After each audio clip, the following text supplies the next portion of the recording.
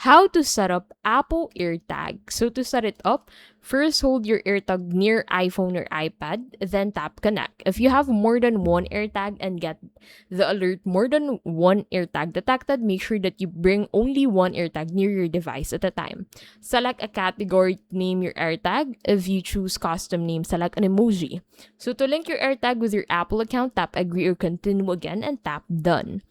Add a compatible Find My Network accessory or AirTag using the Find My app. Follow the manufacturer's instruction to connect your compatible Find My Network accessory in your iPhone or iPad. Open Find My on your iPhone or iPad. Tap items, then tap on the Add button. Tap Add AirTag to other item and follow the on-screen steps to finish setting them up.